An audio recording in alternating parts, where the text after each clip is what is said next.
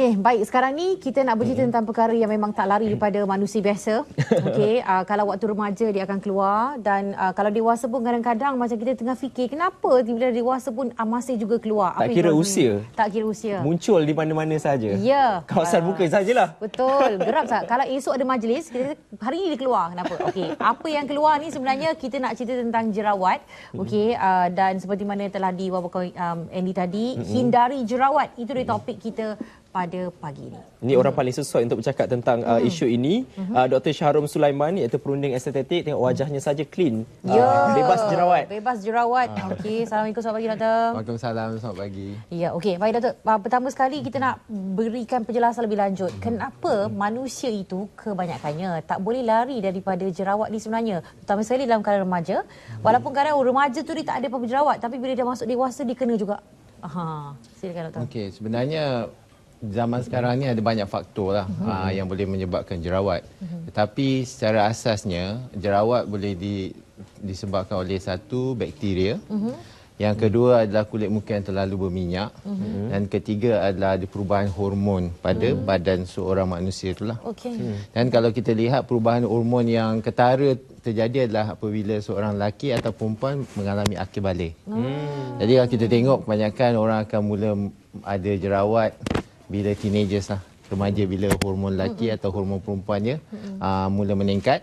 Dan pada peringkat awal berlaku ketidakseimbangan hormon selalunya menyebabkan jerawat keluar di muka, di badan, di dada. Kalau tentang perubahan hormon tu mungkin kita tak dapat halang sebab benda tu secara alaminya berlaku dalam diri kita. Tapi kalau kulit muka berminyak macam doktor cakap tadi, pencuci muka ni juga memain peranan. Untuk kulit muka yang berminyak ini sebenarnya apa yang perlu kita ambil kira bila nak beli pencuci muka tu? Kandungannya tu.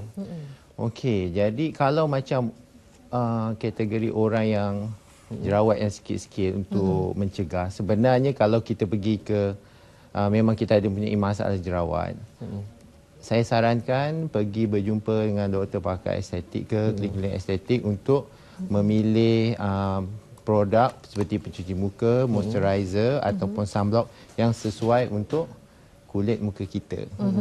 Kerana ada setengah-setengah pencuci muka, ada setengah di sunblock ataupun bahan kosmetik yang boleh menutup liang-liang pori yang menyebabkan pengumpulan minyak dan jika jangkitan bakteria akan menyebabkan jerawat. Okey, jadi memang kena pandai pilih sebenarnya ni. Ya, betul. Ya, kalau salah pilih tu yang tiba keluar ni.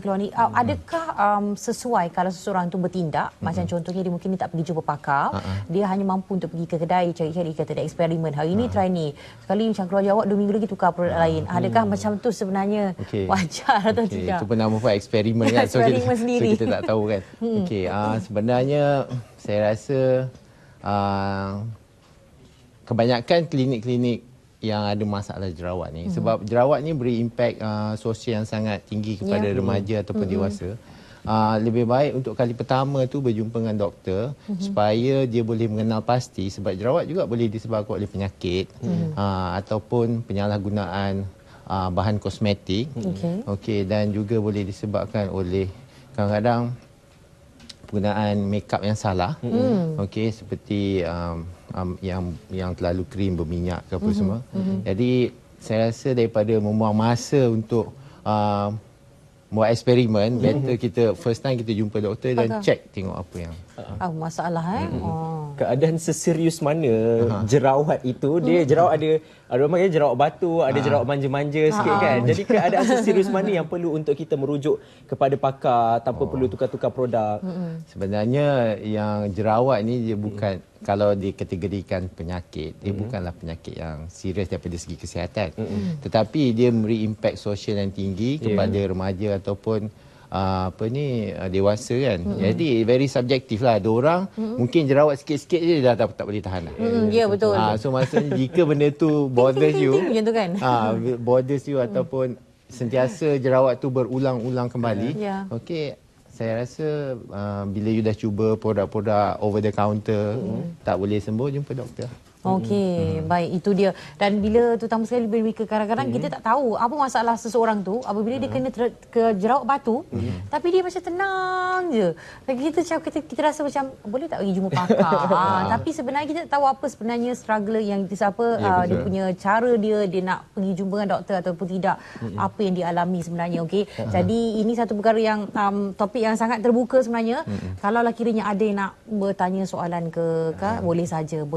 Anda boleh hubungi 0322828578 atau 8579. Okey doktor. Apabila orang tu bila terkena jerawat batu, selalunya berapa lama agaknya ia akan surut kalau sekiranya dia menerima rawatan secepat yang mungkin? Okey, kalau kita tengok jerawat batu yang besar-besar bulat, selalu kebanyakannya disebabkan oleh keturunan. Dalam satu keluarga tu sama ada ayah ataupun bapa mempunyai masalah ini. Jadi yang ini disebabkan oleh kelenjar sebum tu mengumpulkan minyak terlalu dalam. Ya. Okey, jadi jika berjumpa dengan doktor akan memberi ubat untuk mengurangkan penghasilan minyak di pipi dan selalunya kita boleh expect dalam 2 minggu ke 3 minggu kita akan lihat jerawat tu akan kecut lah. Okey. Masalah tentang jerawat batu ni jika tidak dirawat dengan awal dia boleh menyebabkan parut jerawat yang berlekuk-lekuk dan kekal. Kerana keadaan jerawat tu dalam dan berbanding dengan whitehead ke blackhead di bahagian luar kan. Jadi ada orang je tak tahu bahawa benda tu sebenarnya boleh dirawat dengan mudah lah. Actually dia walaupun kita nampak besar-besar macam tu tapi sebenarnya mudah dirawat. Boleh dirawat. Dan kalau ditinggalkan lekuk-lekuk tu sebenarnya boleh hilang ke tidak? Jangka masa panjang. Jangka masa panjang ia tidak boleh hilang dengan sendiri. Masih perlu buat rawatan lah. Kena buat sentiasa. Bukan sekadar pakai ubat secara fizikalnya luaran saja tapi perlu laser dan sebagainya ke macam mana sebagai pakai estetika? Sebab sekarang kalau kita tengok orang yang ada masalah yang berlekuk-lekuk tu, kulit yang dilekuk-lekuk tu dia sebenarnya dia lain, dia keras, sebenarnya dia parut. Jadi dia tidak akan secara sendirinya berubah menjadi kulit normal. Jadi ada pelbagai teknik lah macam laser, dia kata laser, microdermabrasion ataupun microneedling. Lepas tu ada teknik surgery. Bergantung kepada kedalaman keterokan dan berapa besarnya parut jerawat tu. Dia boleh mengurangkan dan kalau rajin buat boleh hilang insya-Allah.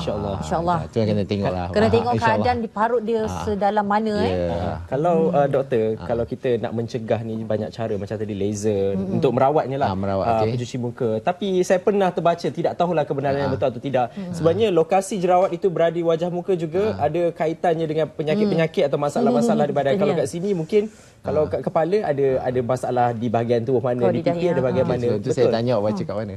Saya baca. Nak kena tahu sumber informasi itu di mana. Bila kita baca artikel banyak mengatakan okey kalau keluar jerawat kat hidung macam ni, kalau kat dahi masalah ni katanya macam tu. Tapi daripada segi perubatan kita tidak boleh macam saya lihat wajah awak kan. Oh you ada banyak jerawat kat sini, you mesti ada sakit internal organ. Sebenarnya daripada segi perubatan tak ada macam tu. Walaupun bagaimanapun kita kena tengok daripada segi sejarah jerawat tu, penggunaan produk dia, kita kena teliti satu persatu. Ada salah guna produk ke, salah guna makeup ke, cuci tak betul ke, ada makan ubat ke seperti pil ke, sejarah keluarga. Jadi kita kena tengok kesemuanya sebelum kita tengok I dah tahu lah you dah ada masalah ginjal ke apa semua. Tak boleh Kemarin dia kena periksa semuanya baru tahu apa sebenarnya punca-punca jerawat itu berlaku pada diri anda. Sebab masing-masing lain-lain situasinya.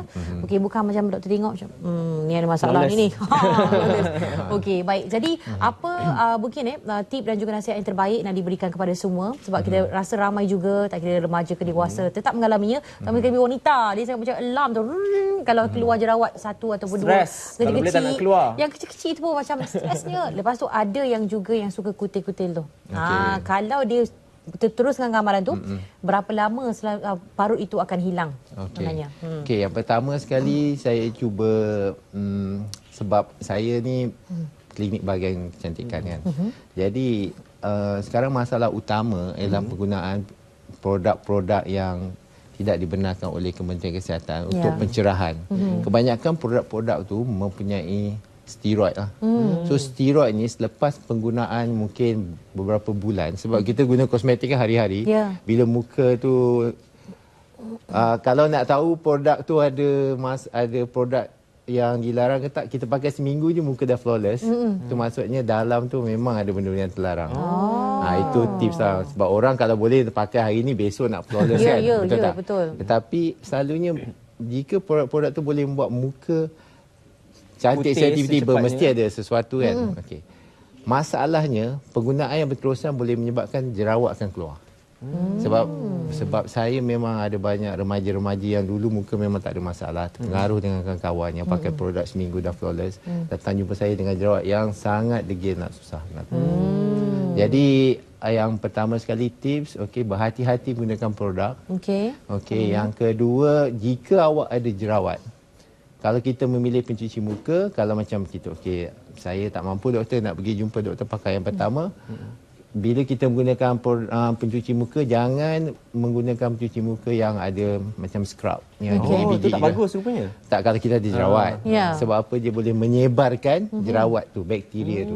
Sebab kita gosok tu, kadang jerawat tu pecah, lepas tu dia merebak lah. Selain daripada tu, lain-lain tips saya adalah kurangkan makan benda-benda yang manis. Kita dapatkan tidur yang cukup. Lepas tu, kalau masalah tidak boleh dikawal, jumpa doktor. Itu jalan penyelesaian terakhir. Dan memang patut anda jumpa pakar daripada anda beranda-anda, tukar-tukar produk, bereksperimen yang beri kesan buruk pada kulit wajah anda. Lepas ni rasanya kita kena bawa doktor lagi untuk bincangkan tentang masalah-masalah yang lain pula. Jadi kita ucapkan banyak terima kasih kepada Dr. Syahrul Sulaiman, klinik estetik kita bersama. Kita pada pagi dalam Sihat dan Cantik, hindari jerawat topik kita pada pagi ini. Selamat pagi Malaysia.